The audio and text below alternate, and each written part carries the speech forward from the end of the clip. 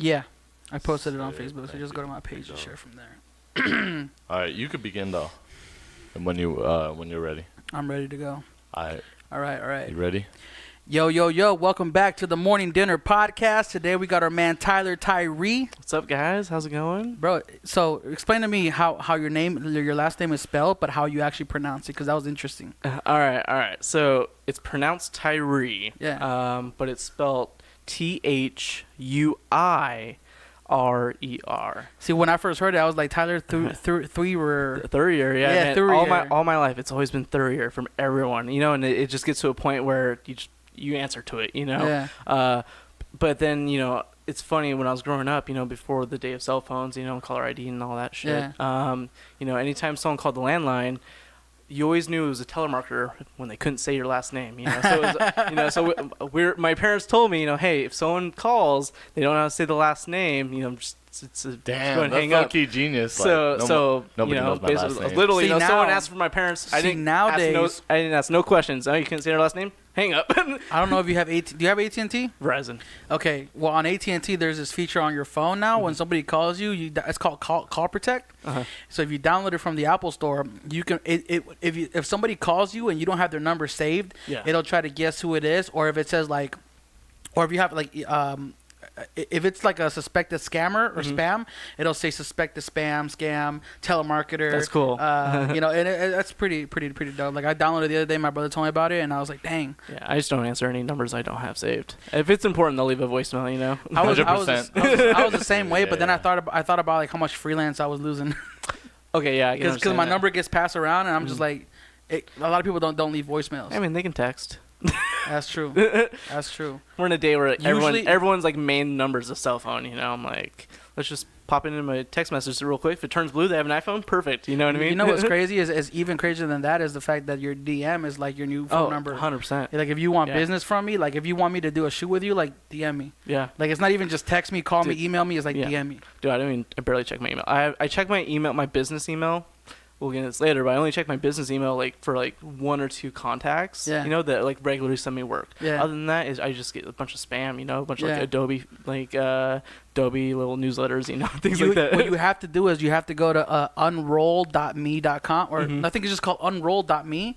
It's a website that basically you log in with your Gmail, and it lets you it looks at all the subscriptions that you're subscribed to, like email wise, like all the newsletters, and you just select them all and you just unroll. It unsubscribes from all of them. Is it only Gmail though, or can you do because I have 3 different Hotmail accounts? I'm not sure. You got Hotmail? Yeah, dude, bro, you got Hotmail? That shit's from 2003, 2004. Back in my Facebook, Facebook first started, MySpace days. I never used I used Yahoo for maybe I probably had a bunch of burner Yahoo accounts, because that's what it was in the day. But then I went to Hotmail. This is before Gmail came out, so I was all about that Hotmail. What was the first emails that came out? Like, I remember it was at AOL, at MSN, at Yahoo. Yeah. You had, because I had all of them. Do you remember? It was I want to say it was Rocket Mail or something like that, where you can customize, you can change they had all the different domains or whatever, dude. No, I never. No. Whoa, I never got that deep in. I think the deepest I got was AOL. I don't know if it was the first, but for sure that was one of the OGs. Yeah, I don't remember if it was Rocket Mail or what exactly it was called, but you could go in, you do your first part, and then everything after the ampersand, they had 4 or 5 different custom ones that you could choose from, and that was my jam for a little bit, making all my RuneScape accounts, and shit. RuneScape. Let's go, dog. Dude, middle school, man, that was my life. Yo, did you ever play Maple Story? I never got into it. All my friends did. You already know, dog. I'm Asian, so I got on everything, dog. I had 3 or 4 really close friends who were deep into Maple Story. I can never get into it. I don't know if it was just graphic wise. It just, I don't know, because it's all you play parallel, right, or whatever it's called. Yeah, 2D. The platform. I was super. I'm gonna expose myself, and you already know, bro. I was super into Toontown. You ever heard of Toontown? Never heard of that one. Okay, either. So Disney used to have this online. Was it MMORPG? It was a role playing. It was a role playing game where it was for the time I was oh dude, this is advanced. I'm a 3D character in this world, and I could walk around wherever I wanted to. It was it was one of the earlier games. It was it was 2002, 2003. I was 12, 13 years old, and I played it up until junior year of high school. Damn. And periodically I would go back. But anyways, it died in like 2006, 2007. I guess Toontown decided to shut down because they weren't making enough money from it. But bro, I would be on that. Was it like was it listed on like addictinggames.com or like Fetch Fido? No, those sites? You actually so this was a Disney game that you had to have first of all, I was like you had to be 18 to have an account, so I had to have my parents sign up for it. But you basically went on like toontown.com or something, or from the Disney website, and you had to pay $100 a year to be able to play it. What? $100 a year. Pay to play? What the fuck is that? And you had to download, and you had to download the actual browser window or whatever, because it wasn't like a you can open up a tab on your computer and play it. You had to download install the so it was like a client or whatever. Yeah, client. It was like Camelot, WoW, or any of the EverQuest. I almost fell off camera. Y'all seen it. But I was gonna say, you probably seen the fucking commercials. It's like these dudes getting like pied, and that's like the gimmick with the doll. Yeah. But okay. So let me explain. Wait. Go. Should we start the podcast? We're live. This is the podcast. But remember, before anything, Tyler, there's a conversation. And it's conversation time. Sorry. So the whole game was basically you created a tune. It could be any character, like a dog, mouse, chicken, I think, whatever it was, a bear. And you basically had to you had gags that you threw at cogs, which were like the corporate business, suits and everything. Stick it to them. And you could level up and everything. It was just a dope game, man. It took a big chunk of my life. I'm not gonna lie. Yeah, I've never heard of it, bro. Never. It was that and Neopets. Oh shit, Neopets. Oh shit. All right, so enough getting sidetracked. All right. Let's get back to the story here. Hey. Tyler Thuirer. Yeah. You are a Las Vegas based, right? Las Vegas based now. Yeah. But photographer and videographer. Photographer, videographer, and I do other things on the side.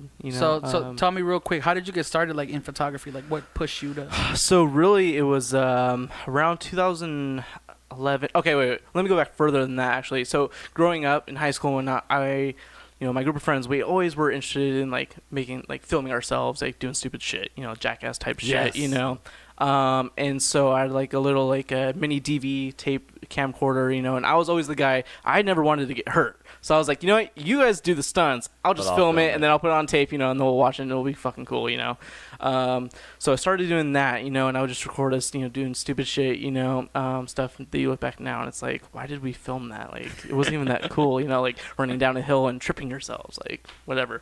But anyway, so that's where my first love for cameras kind of started, and that was YouTube had just come out, so 2005, somewhere around there, I think, 2005, 2006. Yeah. And then that led to doing I wanted to then start doing little short films. So we wrote this little skit or whatever, and we filmed it, put it on YouTube. Basically it was the whole premise. It was called Mustard Deli, and basically the main character was a mustard bottle who was a don of a mafia. And the whole episode he kills people and whatnot. He kills a Mormon too. But yeah, it gets deep. But anyways, so that's the first early stuff or whatever. And then from that I was I want to go to film school. It's really cool. Well, I wanted to do that, and that was the plan up until senior year, and then I kind of took a career path change with my senior project. I ended up getting into the fire service type stuff, and so that kind of I'm gonna go do the fire service now instead of going to film school. What's the fire service? Be a firefighter. Oh, okay. Yeah. Okay, I figured. Yeah, firefighter. Hey, real quick before anything, you watch CKY? Yeah. Oh, I know of it. Also, so Jackass and Bam. Yeah, because those Bam are show, the OGs of Jackass. Yeah. Because that's what I got started into because I was skating and all that. So I was So I never actually watched any of the CKY guys. I just knew of them through Jackass and Bam Margera's show. Viva La Bam, things like that. But anyway, so then so then went to school for all the to be a paramedic, went to the fire academy, yada yada, and that was going to be my life, I still had a small interest in making videos here and there. But then in 2011 or so, after I graduated, I moved out. That's when I moved out here to Vegas, and one of my best friends I was living with, he was a drummer, and he just came up to me. He's like, "Hey man, let's do some drum cover videos. I want to put them on YouTube." I'm like, "All right, we can do stuff like that." And I had at the time I'd bought a T1i when I was in college, but I never used it. I didn't know how to use the damn thing. I could shoot on auto, Yeah. But other than that, I didn't know how to use it. I was like, I'll go buy a tripod, we'll set this up, we'll do some cool angles. I already had like a small, like, little basic knowledge in using Sony Vegas, to edit. Yes. Sony Vegas all day. So we started with that, It seems like everybody got started in Sony Vegas, man. Well, it's Sony Vegas or Final Cut. Yeah. You know what I mean? Those are like the two main. No, Premiere wasn't even in the running. Nope. Nothing. So then, started with like the drum covers, and then I was like, okay, this is cool. And then I was like, the more we did stuff, I was like, man, I want to get back into doing like photo and video. So at the time, I was working for this company doing nuclear medicine stuff, and I had a lot of free time on my hands because I'd only work 3 days a week, and so those other 4 days, I'm like, I want to find something else to take up my time. So I was like, I'm gonna go find like a job, or I wanted to find like an internship, like doing video, like someone who would teach me more. So I reached out to a few different places. One of the places I ended up reaching out to is like a wedding company out here, and they brought me in for an interview. Because like, well, we don't really do internships, but if you want to come and interview, maybe you can come join our team. And at this time, I still had no idea how to shoot manual. Barely knew how to use my T1i. But I went and interviewed, and they're like, do you know how to... They asked me the questions, like, do you know what aperture is, do you know ISO, do you know how to shoot manual? I'm like, yeah, I know. Like, all right, great. Well, so they're like, all right, well... Fake the fun, fake it till you make it. Exactly. Hey. Dude, so then, like, after I did that and I found out, like, they're like, all right, come back in, a week, we'll get started, we'll do a little in-house training, with you.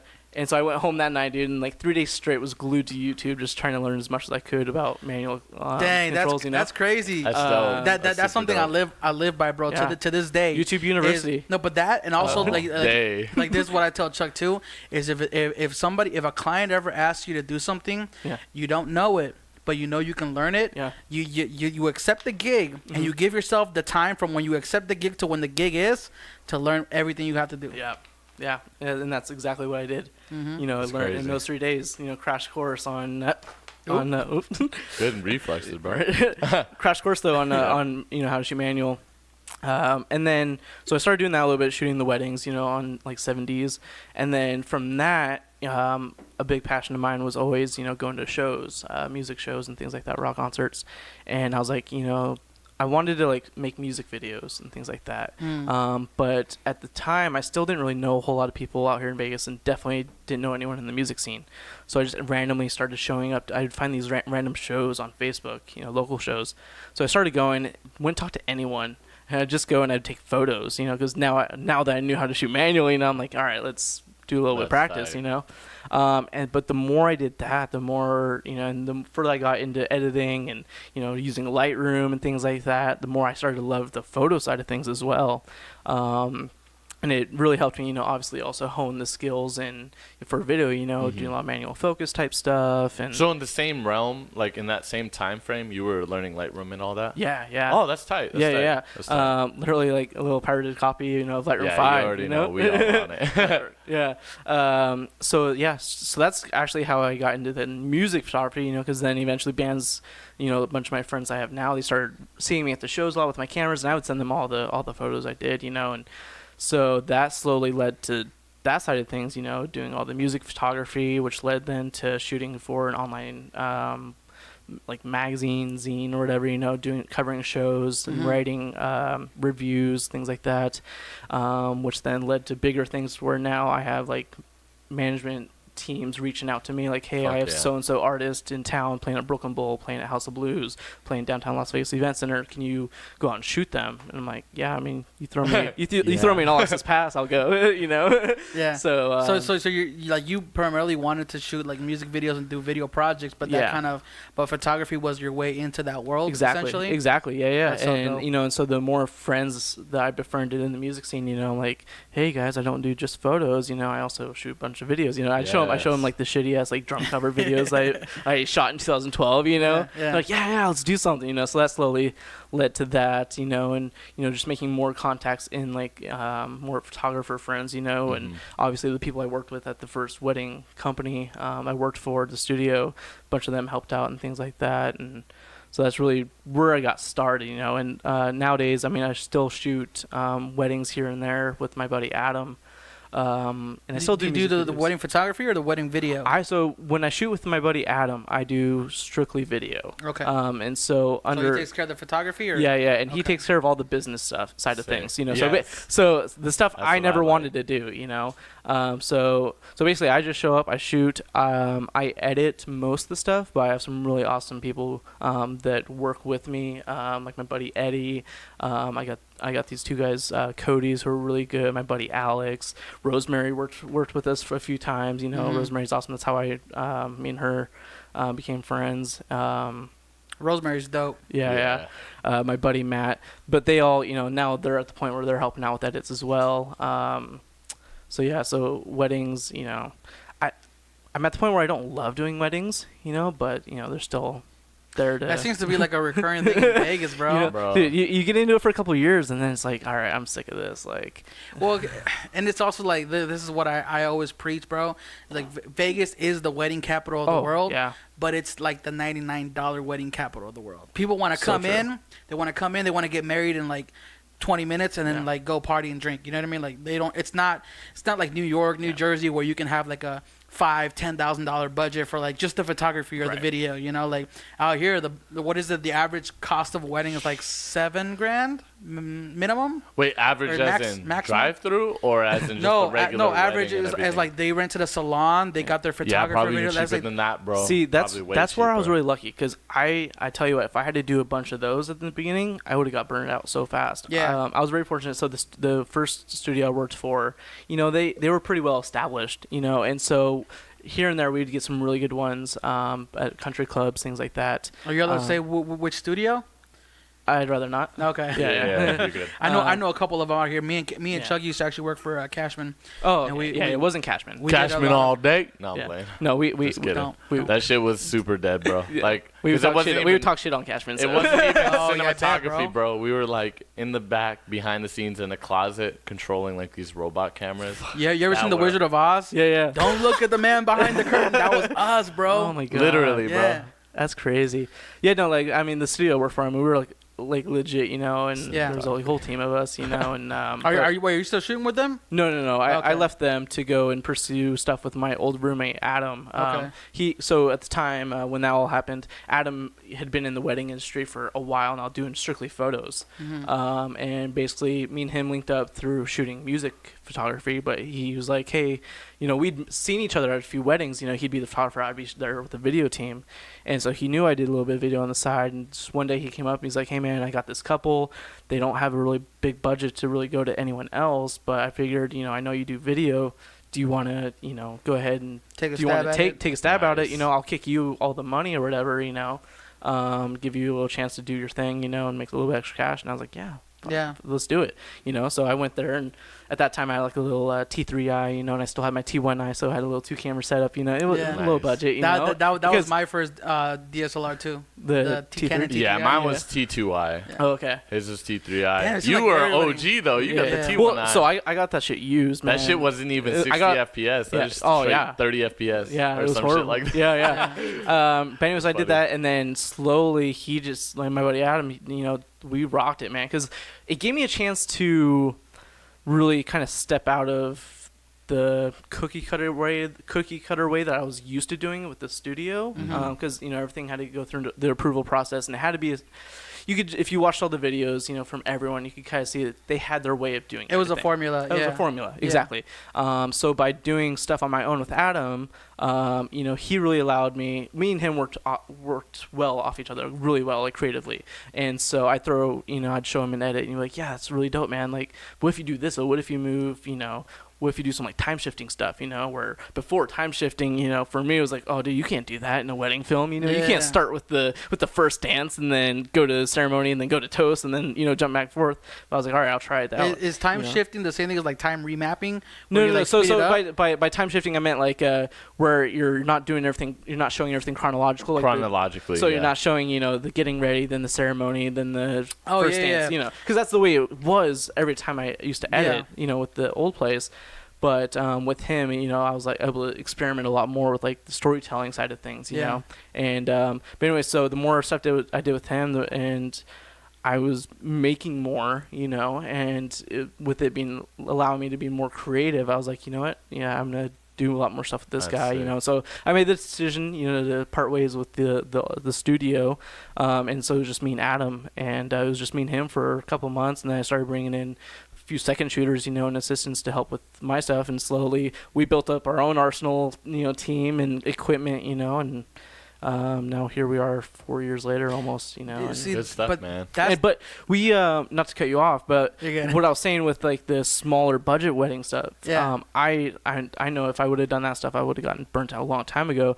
We luckily, like, without him being in the scene for a while before I got involved, he had a lot of connections with a lot of bigger wedding planners with who got the higher budget couples and things like that, and you show up, and they'd have a whole country club just decked to the walls, like insane, like the insane amount of money. I think one of them we did like a Indian wedding, 2 days, they rented out the Four Seasons, the ballroom 2 days straight, over 500 guests, all catered. I'm like, oh my gosh, there's so much money in here right now. You seen those Bollywood weddings? Yeah. Like they cinematic and everything. Dude, like they make it like a movie. Dude, yeah. So. And then even like these ones, like they brought in like an elephant or whatnot. And, like I was like, bro, that's your typical Indian wedding though. Yeah, but like, if they don't have an elephant, they don't have like a helicopter. You know what I mean? Like helicopter. Where's the helicopter? Dude, and it was elephant? nothing like I'd ever shot before that. I was like, oh my gosh, this is crazy. And actually, Rosemary was on that one too.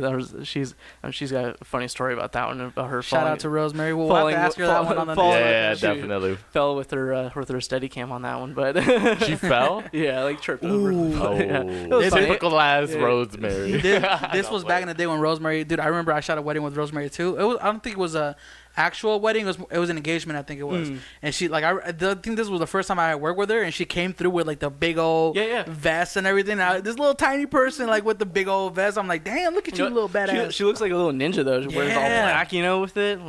When you see somebody like that, you're like, damn, they're about it. Yeah. They're really about it. Like, we're getting our money's worth here. Tight. But anyways, so that's like kind of like my journey through everything. And then, now that we're not doing as many weddings right now. It's kind of a slower season for us. But I've really been able to focus a lot on like doing a lot more portrait work and just exploring different sides of photography. So that kind of leads into like the next question is like, what got you started with portraits? Like, because I've seen your feed. First of all, let's address two different things. Hey, it worked. Two different things. You have portraits, you have music, concert photography, but no matter what it is, it's all black and white. Let's elaborate on that real quick. All right, so the whole black and white thing. I mean, I wish I had like an elaborate answer for this, but you just like black and white. Well, so it was one of those things where like, so if you go deep in my feed, I was doing the whole stereotypical. I went through a phase where it was the whole stereotypical teal and orange, look, teal and orange all day. No, I'm playing. It looks good. It's cool. But then I was like, I was doing that though just for like because I knew that's what was popular at the time, Yeah. And so I did that for a couple months. I'm like, you know what? Like, why am I doing this? So I stopped doing it, and I didn't shoot for a while after that. I was like, I need to find something to re-inspire me, whatever. Like portraits, right? Yeah. Okay. And that's around the time when I was like just getting into portraits. So then once I started to get back into it, I'm like, I'm going to get lazy with this. Let's just throw black and white on there, And like the more I played around with like the contrast and stuff, the more and like the grainy looks, the more I kind of felt more drawn to that. And I felt like a lot of photos that I think I would have just thrown away normally because I'm like, oh, this wouldn't look good with the color, I'd throw that bitch in black and white, and I was like, damn, like this is like a whole new photo now. Yeah, because he showed me like that's the one thing with Keem. Like he showed me this image that he colored and he didn't like it. Yeah, and then he put it in black and white, and that completely changed the whole dynamic of it. Like completely, like not even like, oh yeah, it changed a little bit. It completely like because night and day. when in my opinion, like when you have color in an image, that's one element. But when you completely remove the color from it, your eye is better able to on focus on one, the subject, two, the composition, three, the light. Where the light's hitting, like like are you seeing what you want to see? Is the color distracting you from that? And that's what I love about it too, because now the way I see it, is I feel in a lot of the photos I take, I can portray some sort of mood or some sort of feeling. Yeah. No, you're dope as feed, bro. Or play off of the shadows and the highlights a lot more than I could when I was shooting just color. I mean, there's still a lot of stuff I shoot in color. I just don't show it to to the public feed. Like when I have like obviously like professional like paid gigs, of course, I'll send them majority color because that's what people want to see, you know. But then I'll sneak in a few of my black and whites in there. I've actually had people though, like I've sent them just black and whites. I'm like, oh, these are awesome. Do you have any color ones? I'm like, sure, I'll do some for you. Just throw a little basic like little preset on them, and send it to them. You actually enjoy a little bit more. Do you ever feel like you'll start trying something else in the meantime, or do you really like the so right now I'm still like deeply in love with the black and white. I'm starting to get into that. If you look at my last 3 posts, they were all black and white, bro. Yeah. I just feel like when you take away the color, you're just more easily able to focus on the light. So right now I'm still deeply in love with the black and white. That's tight. I still have a lot of like awesome like color presets that I've made through Lightroom that I'll experiment with them here and there, but very seldomly do they get released, but who knows? I mean, I feel like any creative, your style's going to change, as you mature 100%. And get, craft your skill. The day you die, bro, you're forever going to change. But as of anytime soon, I don't see it changing. I just love the black and white. I've gotten to the point now, like, I know I have my little Fuji camera, and you can shoot in black and white on that thing. Like, it will record, like, the black and white JPEGs or whatever if you want it to. It shoots the RAWs, too, that I usually take. If it's, like, a bigger project, I'll just take the RAWs and convert them. But if it's, like, a little, like, photo walk, I'll just shoot JPEG, shoot it just straight black and white. And, all right, looks good enough to me. See, I like that. Instagram story, Some people are so anal. They're like, oh, we have to do raw all the way. And I get it. Like, if you're really editing every single photo and you are that perfectionist, do you. Yeah. But in the end of the day, like... So for me, it comes down to, who's going to see this photo? Where am I going to post this photo? What's this photo for? Like I said, photo walks, or, if I'm just out and about shooting bullshit, I'm like, all right, JPEG is just fine, or if it's only going on like the Instagram stories or whatever. There's nothing worse than having like 2 terabytes full of just, it's the same RAW, but like, because you shot like 30 frames per second or whatever it was, you shot the same one so many different times. That's why I've gotten off continuous shooting. Unless I'm shooting something that's gonna be like motion, that's like I'm looking for that one specific frame, I'll just do single shooting, and I'll just frame it up, light it up, and then take one shot. Bro, I can't do that.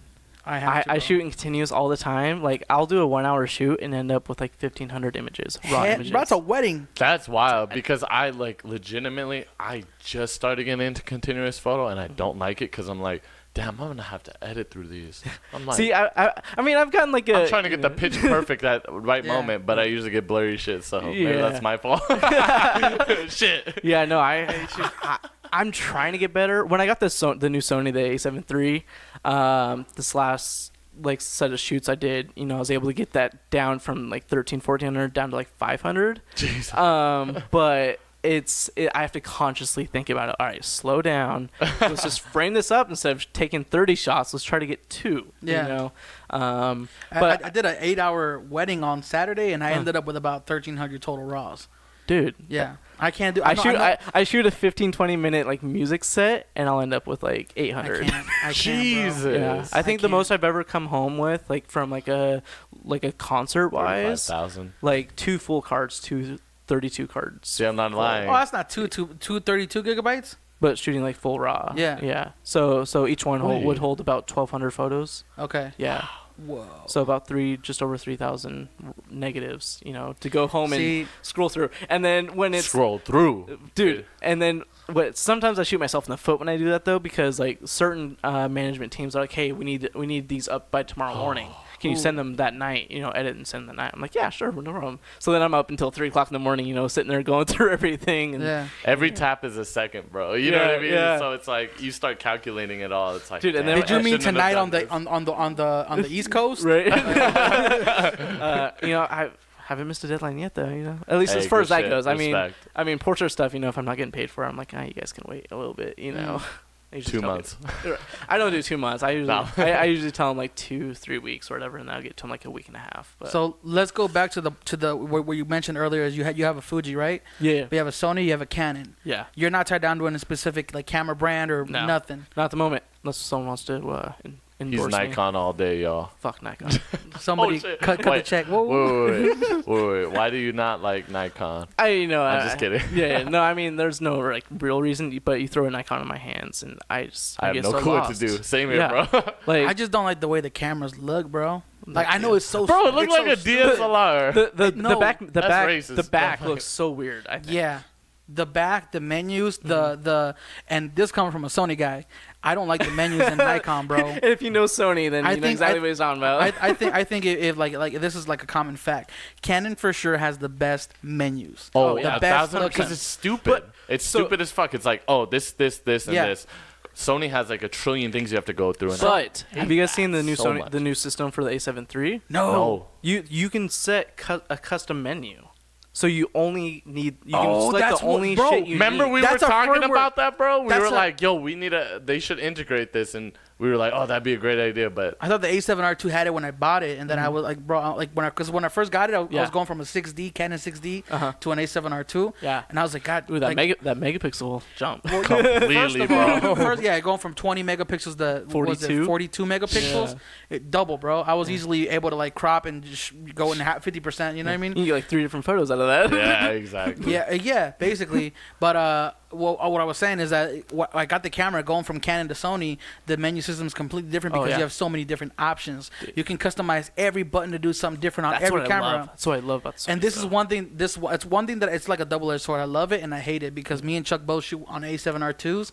But like if I take his camera, it's all different. It's different. You know what I mean? Yeah. Dude, that's So- like so. I learned that, and then I was like, for one wedding, I was like, hey, let's rent another Sony, And Yeah. then it got here, but it was all default, and I'm like, fuck, dude, I don't know how to do anything. All I know is my buttons. So I had to go Yeah. through like an hour or two before the wedding, go through customize it and everything. match it up to mine, So all the C1, C2, C3 was all the same, That should be like a update for like the next camera, bro. Like a setting you can save, like a you can preset save setting, put and it in send the it to put it in the somebody? memory card. No, it's gonna start off like this. You have to save it. You have to starting save from it. the original. You're gonna have to save it in the memory card. Then you have to put it in. You're gonna have to update the firmware, and then the settings transfer over. Yeah. But like in my perfect like dream world, you would take your camera, my camera, like just give it a little tap, like little NFC, boom, connect. NFC, bro. Bro, Hell yeah. That would be tight. Bitcoin. Bitcoin. I hate you so much, bro. Just put the little triangle, bro. Illuminati. But yeah. Okay. So the other thing when you shoot and everything, like what do you think when you shoot something like creatively? Are you inspired off something, or are you emotionally attached to it, or do you just shoot? So the simple answer is I just shoot. Like going into the shoot, beforehand, I'll try to find inspiration, either through my Instagram feed. I'm constantly using the bookmark feature and the collections, to find inspiration. So I'll kind of like usually, depending on the shoot, I'll if it's like a boudoir shoot that I've coming up or something like that, for that specific person, I'll make a specific collection. I'm like, oh, this might work for this shoot coming up, whether it's, based off wardrobe, setting, poses, things like that. So I kind of have like an idea when I'm going into it, kind of like what I want to capture. Usually once I get into it, though, all that goes out the window, and I don't even check my phone to look back up like what I saved. I'm just shooting, hey, let's try this. That's dope. That's super dope. And then a lot of like my favorite shots and a lot of the shit I post just comes from that, going back to the continuous shooting. I'm just popping off frame and just moving the entire time, like That's dope. Low, high, getting down super low. I gotta remember, I got a microphone to talk into. You're good. But everything like that. And so that's simple answer is I just shoot. I'm not really focused on a whole lot, and that sometimes gets me in trouble with the fucking hairbands on the wrist. I don't notice until like the end of the shoot, and they're like, damn it, now I gotta Photoshop all that out, or my settings were off and now I'm underexposed or overexposed, or One of my biggest pet peeves is when you're shooting like portraits, right? Like, and you don't notice how much hair is like in a weird place, like you know, like if you have the model with their hand up and then the hair's you're coming so over. into it. You're like so into it. Yeah, there's like so many things. Like I have to shoot with like a tablet next to me and then kind of like zoom in and make sure everything's good to go. Otherwise, it's like it's fine because you can always edit it out. Right. But you just make it more work for yourself. But see, I would like to eventually get a setup like that. Like if I'm doing studio stuff, I think that'd be dope. Shooting tethered is hard to shoot with a Sony because you have to use Capture One. You can't use Lightroom. That's weird. I've never even used Capture One, but I've seen other people using it. I'm like, this looks... Well, let me just share my... Isn't it unstable, or did they fix that? Because I don't want to say... Wait, when's the last time you've used it, though? That one time, right? Yeah, but it wasn't that long ago, and there... Okay, I could be wrong. At the time of this recording, I could be wrong. But the last time I used it, the only way to get it to get Lightroom to notice your camera was, well, you can plug it in. But the thing is, it wasn't built to shoot with Sony. The firmware hadn't come out yet, or if it's even come out yet, you had to basically create a watch folder inside Lightroom. And tell Lightroom, watch this folder. Yeah. So when you shot, you had to use pop up. You didn't use the software for Lightroom. You used like a Sony software that came with the camera when you plug it in. Yeah. So when you shoot, it goes into your computer. So the photos go into your computer or your hard drive. Yeah. And then that watch folder would be watched by Lightroom. Yeah. And then Lightroom would then auto import into your... That just sounds way too... That sounds like way too much. Like I'm getting headed right now. But the thing is, if the cable got just a little bit loose or like you moved it, it would shut down the entire like operation, bro. Like you'd have to start all over again. And it just like I tried to do it for a corporate shoot one time and it just did not work out. I felt embarrassed, bro. I was like, damn, sucked. So if you have to shoot Tether Tools has the cable, the orange one. What have you looked at? What's that? I just saw the guys from F-Stoppers use in a video. It was like a shoot off thing, but it's like it's like goes on your hot shoe and connects to your camera, but then it's like wireless and you can like hook it up to like a iPad or something like that. Goes on your hot shoe. Is that Cam Ranger. Is that like a Kickstarter thing? I don't know if it started on Kickstarter or not, but I know you can like set it up on your hot shoe, but then you have to obviously have a PC sync cable or whatever that goes to your camera. But then the other end, it's all wireless, and so like the receiver end like plugs into like an iPad or something, and then you have your monitoring right there. Damn, that's gangster. I never heard of that. That sounds way faster. I think it's called Cam Ranger. Cam Ranger? I think so. Yeah. I just saw it being. I mean, I've heard of it before. I think I just saw it recently on like an F-Stoppers video that they did. Like they're shooting like some house for like a competition or whatever. But I'll just say like fuck. If anybody out there is listening to this that knows about a technology that can do that, whichever it is, which is Cam Ranger, or if it's what Keem was talking about and it's a little bit faster, please let us know. Right. Drop a comment down below. We would all love it. Cam Ranger, shoot us some free gear and we'll comment, like, and subscribe. Smash that like button. Real quick, let's talk about your past. Do you have any like influences that influence your style, or did you kind of just figure it out on your own and you did your own thing? So, I mean, I actually have a lot of photographers I follow on Instagram. For a while there, I got to the point where I like purged my entire like following list, and I started just following just pages that inspired me. Obviously, that kind of went to shit, and I follow a bunch of bullshit accounts. But like he follows me now. No, I follow a bunch of meme accounts now. I just get memes all day. But no, so like some people that I take. I wouldn't say influence, but I really look up to right now. There's this guy out there. I think he's based in LA. His name's Steven Finasco. He does a bunch of dope work, portrait and like street style type stuff. Another guy who's kind of the same realm as him is this guy named 13th Witness. 13th Witness. He's dope. I haven't heard his name for a minute. Yeah, that's the guy who got me into photography. Yeah, he does a lot of like street stuff too. Super dope work. I think he's based out of New York. And then, other works, I have a bunch of like music photographer people that I look up to, and I have a lot of friends who are in that industry and whatnot. And then there's a wedding photographer called Gabe McClintock. Amazing work. Like he's to the point now where he started. I feel like he started like the Iceland craze, with everyone going out to Iceland to shoot everything. But his work and the colors he does is just amazing. And then there's do they also shoot black and white, or are they also color? Most people that I've said right now do both. Do both? Okay. Yeah. And then there's this other girl. I think her name is Candace something, but her username on Instagram is like the Blissful Maven or something like that. She does like really moody couple portraits, which is always dope. And she shoots a lot of like black and white too.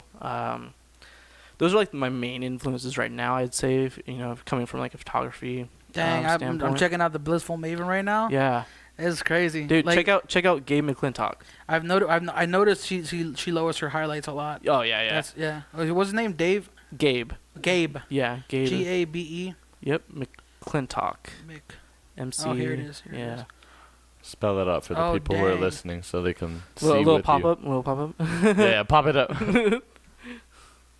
Dang. Yeah, I found him a while ago. There's another guy actually that I've been loving his work. Diego, gosh, I can't think of his last name. Yeah. But he shoots with like these like LED lights behind all of his models, and it looks fucking sick, dude. Like they're like all silhouette type shots. But they're all like they're almost like the just like these LEDs that you can change like the colors and whatnot. I'm like they're like RGB LED light bars, and they look dope. The stuff he's doing with that, and then video wise, I mean, there's a few people I follow from like overseas, like wedding filmmakers and whatnot. Like, so right now, are you more photo or more video, or is it half and half?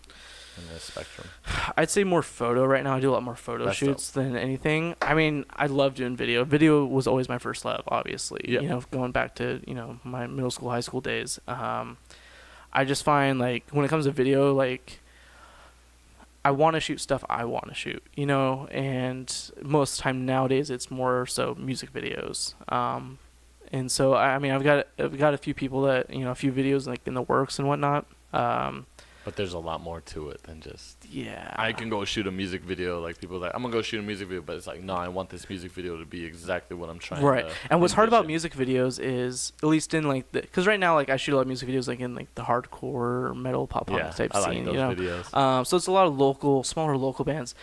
Obviously, I don't expect them to have like the bigger budgets, But one thing is, for me personally, and anything I'm gonna attach my name to, and not to dog on people or bands that are just getting started, but like if I'm producing something like a music video, I really like want to be able to like be a fan of that band and a fan of that song. Yeah, that's what we just talked about. It's funny because we always talk about that, like, because a lot of people, they hit us up, and I'm like, damn, I'm not really feeling your music, and this isn't no offense to you. Yeah. I just might not like your type of music. Yeah. You know what I mean? And I can't edit well if I'm not. No, exactly. I can't even shoot that well. You can do it, yeah. but it's not fun. It's and not. I It's want not to gonna have be fun. It's a passion project, so I'm not getting really anything out of this to that extent. So I want it to be fun for me all the way through. I feel like it's not gonna be a actual representation of your work. Yeah. If you're not feeling it, you Yeah. know what I mean. Like you're just gonna get sloppy with it, and it's gonna come out bad. 100%. Whether it's paid or unpaid. Yeah. You know what I mean? So that's what I love. Like, so right now, like, the main people I work with, I work a lot with this band called Words from Aztecs. They're like a hardcore band, metal band. But I've done almost all of their videos, but they're just like they're some of my best friends, and they always come into it with such good attitudes, and always have like the dopest ideas, and we just feed really well off each other, and with being a fan of their music, it just we vibe really well and everything. Yeah. Another group, my friends and a friend of foe, I've worked on a few videos with them, and one of their members, Matt, Matt and Juan, their lead singer, and Matt, their guitar player, they're both very visually creative as well, and they do their own video work stuff, and Matt kills it when it comes to editing. Like that dude is like, I'm like, damn, dude, some of the shit he pulls off, I'm like, how'd you do that, man? Damn, that's dope. Let me see that Premiere file real quick, Get some of it. But then it's just so cool because like when we all come together on something, like some of the shit that we make is like some of my favorite, even if it's a couple years old, at this point. Do you prefer to edit your own projects, or do you prefer just to shoot it, or is there like a role that you prefer to have when you're involved in a music video? It changes project to project, to be honest. Okay. I really like editing the videos most of the time. There's some times where I get to a point where I'm like, all right, I'm not feeling creative on this. So if I know someone else can take it on and like really do it justice, then I'm fine with passing it off. There's also been projects where like, hey, I just want to shoot this. If you have an editor, you can send it off to, then awesome. I'll help shoot. I'll play the role of a amateur DP, or whatever. Yeah. I can't direct worth a shit, but I can work a camera and see the lighting and things like that. But most projects, I'd say though, I shoot and edit most of them and see them to completion. Yeah. Yeah, I've had people that hit me up and they're like, oh, let's just shoot something real quick. Yeah. Just bring your camera, like, you know. I was like, no. See, I also love though when I can have an idea and then I have friends who like, hey, I know you do this project. Would you mind? I have this idea. Will you let me shoot it? I'll do it for free, basically. You know, and they're like, yeah, let's do it. So like, I just shot like my first rap video not too long ago. Ooh. And like, I just had this idea. I was watching a lot, like, I was really into like Kendrick Lamar at the time, you know. So I was watching a bunch of Kendrick Lamar videos, you know. So I was like super like inspired and whatnot. And so I hit up the group, you know, the rap group. I was like, hey, this is what I want to do for your video. You guys down to let me shoot it? Like, yeah, we got a perfect song for it, you know. And so we did that and released it a while ago now. But I was pretty. I was gonna say, it's out? Yeah, it's out. Okay. It's called Powerbox Joints. Let's play it. Powerbox Let's play it Joints. right now. Play it right now. Wait, can we? Do we have that power? Can you bring it up on your phone? Sorry. What Soon. do you mean? Soon. Uh-oh. Oh, you can't do it on the live stream? Huh? You can't do it on the live stream? We can do it, but I gotta set it up. Ooh, it's all good. Thing. We'll check it out after. Go find that link in the description. There you go. There you go. That's a good way. Powerbox Joints by the group 5001. Okay. 5K1. They're pretty. I'll have you send it to me too, just so I can make sure it's the right one. Yeah. So I mean, that was like my first little rap video that I did, and I'm pretty proud of it. You know, it's pretty cool. They're all cool guys. It was fun to make. Yeah. So if you're on YouTube, it'll be down in the description. If you're listening to this, what happened? Ooh, it's your camera. No worries, bro. So okay, well the cameras. Sorry guys, we're having a little technical difficulty right now. Did the camera turn off? I don't know. Might have overheated. Really? It's not even recording. Yeah, but That's the thing about Sony's too, man. Sony's like one of the downsides is especially the A7R2. Yeah. It overheats, man. Yeah, my A7S2. It overheated once. It was at Scars and Stripes, the music festival that was downtown a while ago. Anyways, I was shooting in the middle of a set, like in the first bands, like during the day, and maybe got halfway through their set, and then it just shut off. And I'm like, fuck, like this is not good, because the luckily I didn't have to actually shoot. Like I was only supposed to shoot the headliner, but I was just kind of shooting my friends who were like opening like in the middle of the day. So it wasn't that big of a deal, and it was fine at night. But I was like, that was the first time I've had it like shut off on me like midway through shooting. I'm like, oh. Was it hot outside? Yeah, it was pretty hot. Did it have like that little temperature thing where it was like saying, and we're good, by the way. But yeah, like yeah. So it started with like the little temperature gauge or whatever, and then but it just got to a point where the shutter wouldn't even go off. But it was still on, but I couldn't shoot anything. Yeah. Wow. And then it got to the point where it just completely shut off. That's why I love. And then it went turn back on. I was like, fuck. Yeah, you kind of have to like put it. You have to cool it down, man. Yeah. That's why I like the FS5 that we have. The FS5, bro, it's a tank. It's like a freaking. Because bro, it has fucking fans on it. You know, it has actual fans built into it, so it's not like gonna like. And the battery will last you a whole day. All day. Really? You know, yeah. Oh, they're like the big fat. Yeah, Sony they're like that big, bro. Like freaking, juice packs. Yeah. juice boxes.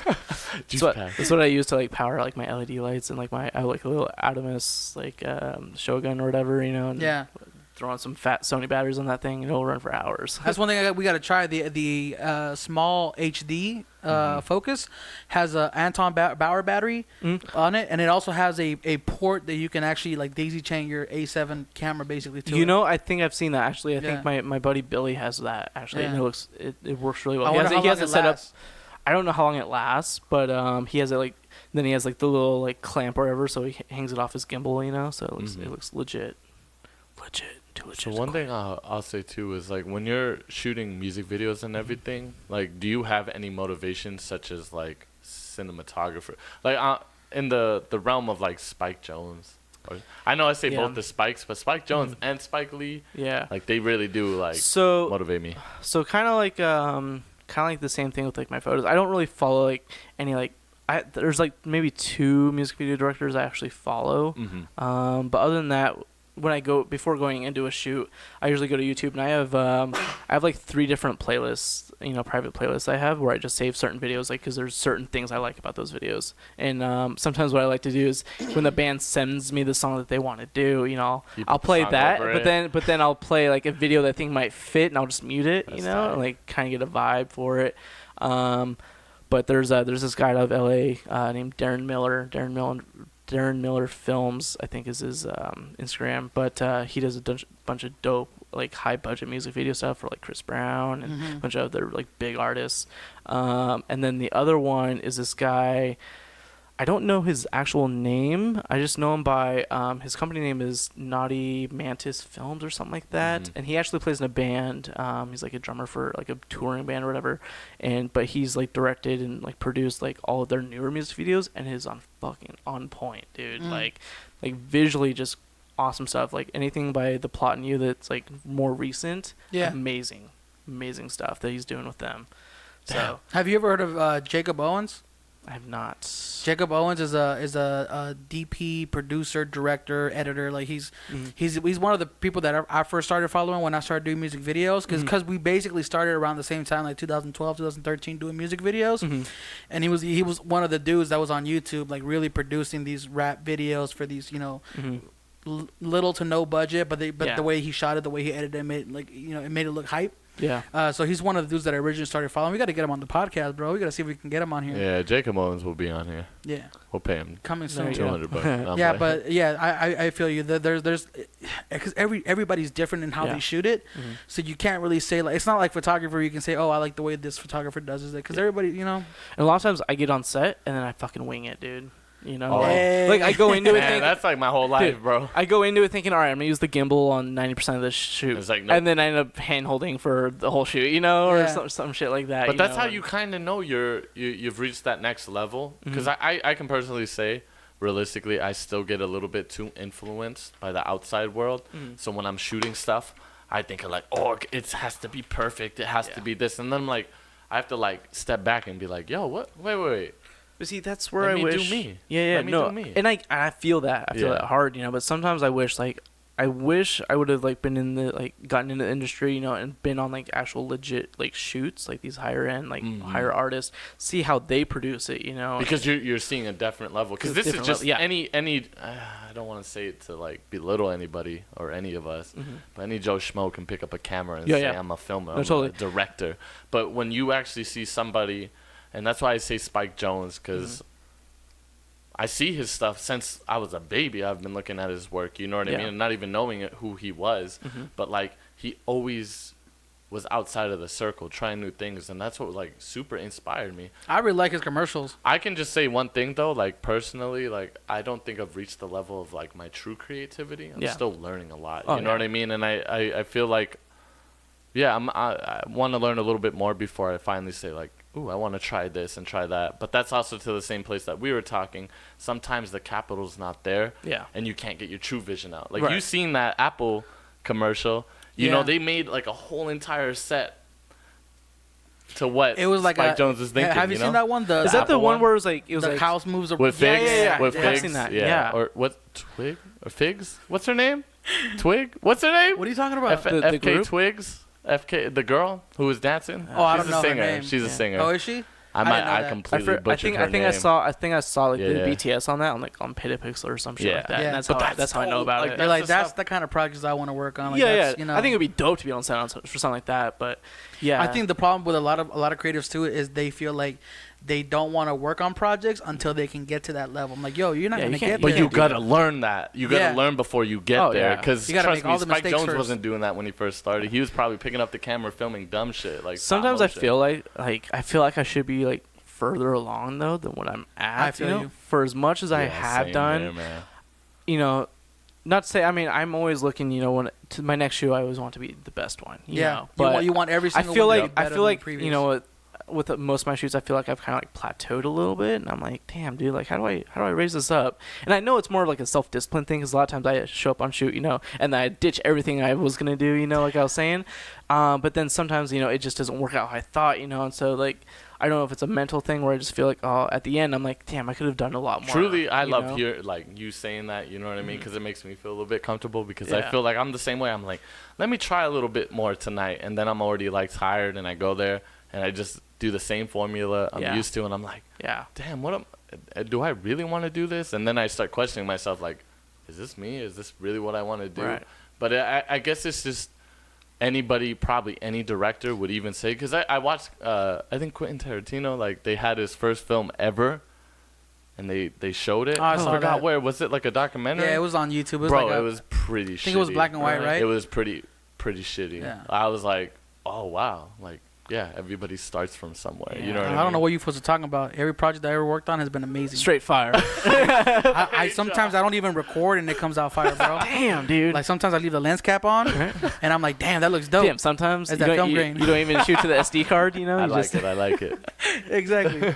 So breaking it down, because I think we're hitting the 1 hour mark now at this point. Damn, that was quick. Yeah, bro. I'm telling you, conversation. That wasn't too bad. 1 hour, 2 minutes.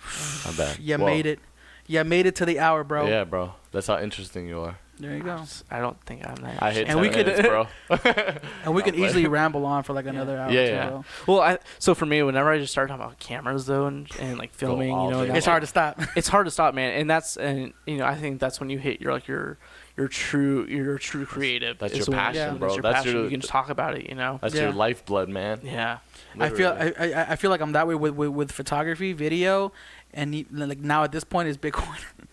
I bring it into every single conversation. Hey man, bro. I'm becoming after guy. that 88 Nate, you know, podcast where I was like, man, I should look into. Oh, you listen? Good yeah, shit, oh, yeah. man. Respect. Yeah. Thank you. Yeah. Yeah, bro. Wait, did you check out the music video that we shot? What's it called? Gold? Digital Digital Gold. Gold? So I haven't checked out the music video yet. I know he was talking about Dude, it, but we literally like Went outside? we just went outside my house. Like, Oh, cause really? here's the thing. I've done music videos where I'll like plan it out. I'll storyboard it. I'll shot Yeah. list it. I'm like, See, I've tried that I'm like too. so It dedicated. fucking works. And then we shoot it, and it was one of our projects that I actually worked on with him. Yeah. We did all that, bro. And then the footage got corrupt, so it ended up going nowhere. We shot that like 2 years ago. What movie? What music video It was that Mama's for? Whip. Mama's Whip. Oh, wow. It was a song where it was That shit glorifying. hurt my soul. It was a song where it was glorifying driving it, like all the people that like basically just drive their mom's cars everywhere. You know what I mean? But anyways, but then we'll do something like, and if we upload a video like that, it'll get like 200 views, 300 views. Yeah. But then it's like we show something like that that's just random. We just went outside the house. I put my A65 on a Ronin, Yeah. and I just walked around him as he's rapping, bro. Yeah. It's got to have at least 500,000 collective views at this Yeah, point. bro. It's Really? Yeah. Yeah. Like on Facebook realm, like I know for a fact, bro. I seen the video like at 300,000. That was just on Facebook. Yeah. So in the YouTube realm, I think that was like another 100,000. And who else knows like where it's Yeah. been Shared on roaming, Reddit and all that and stuff. shit. Yeah, I started getting there's this website called Steam It, where people can upload videos, and you basically get, depending on how many views, it's like YouTube, and how many views or clicks you get on it, you actually get paid a cryptocurrency for it. Really? And somebody uploaded it, and it had like a couple tens of thousands of views.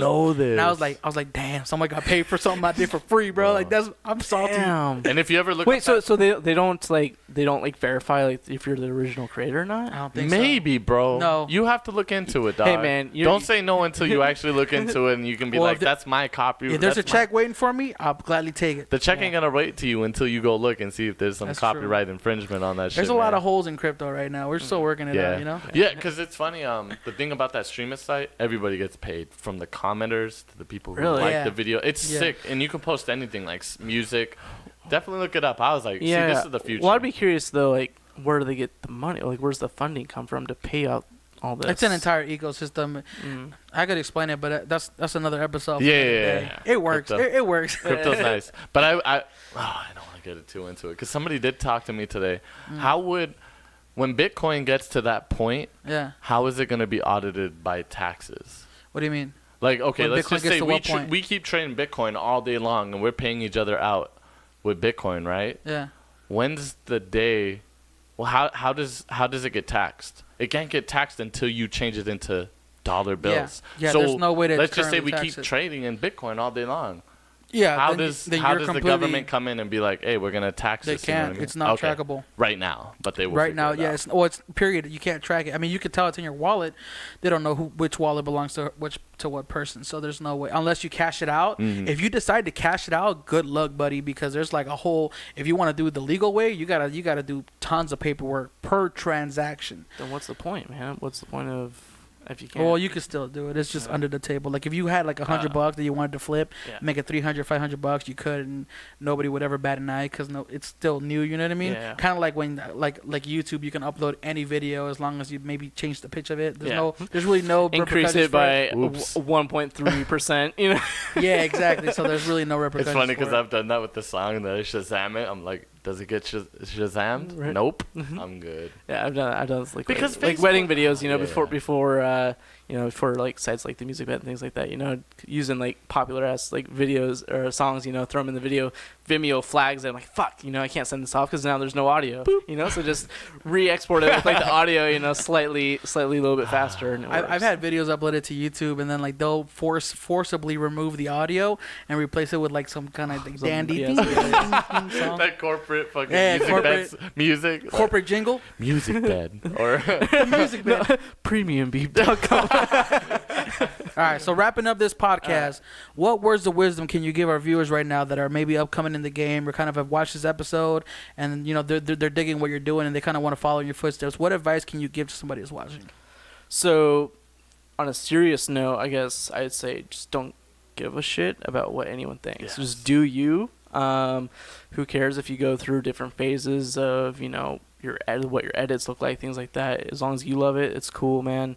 Just keep on doing it. Don't chase the numbers as much as I personally want that 10K so I can get the swipe up feature on Instagram.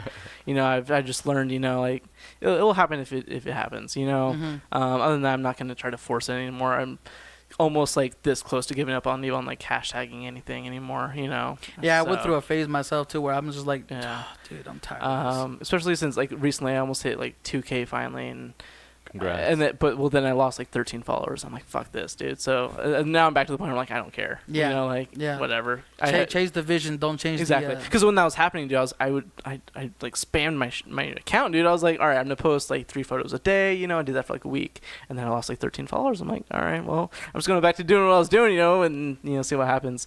I mean, that's I guess the serious advice I'd give is, you know, do your own thing. You know, follow your heart. Yeah, literally. You know, like, as funny as that and sounds. then a second word of wisdom is, you know, this is something that I learned. I was told when I was very little at a skate park. Some random homeless guy came by, and me and my friends were just skating around some scooters, and he goes, "When you go swimming, never forget a towel." And it just stuck with me. So always take a towel with you when you go swimming. Dang, stay dry. Stay dry. I don't think you gotta worry. I don't think you gotta bring a towel with you when you go swimming in Vegas, bro. You gonna dry off. You can just 10 sit on. seconds. You can sit on a bed and just dry in like 10 seconds. as soon as you get out of the pool, like it's that advice has shriveled. been voided, bro. That advice no longer works in 2018. But on the East Coast, bring a towel. Well, yeah. Come. Or a I'm moist originally from area. Washington, you know, so there it's always raining, you know. But you know, every time you go swimming, you always gotta bring that towel, you know. And you heard it here first. Bring a towel. All right, y'all. Thank you very. Where was I going with that? Thank y'all for tuning in to the morning dinner. We've had Tylor Thuirer. Let's pronounce that right? Yeah. And I'll go ahead and post all his stuff down in the description, show notes, if you're listening to this on just iTunes or YouTube or whatever. That way you guys can check them out. But yeah, thank you for being on here, man. Thank you so much for having me, guys. I had a blast. You know, I came into this like kind of nervous, you know, not knowing what to expect, you know. I told you, man, don't be nervous. I know, man. But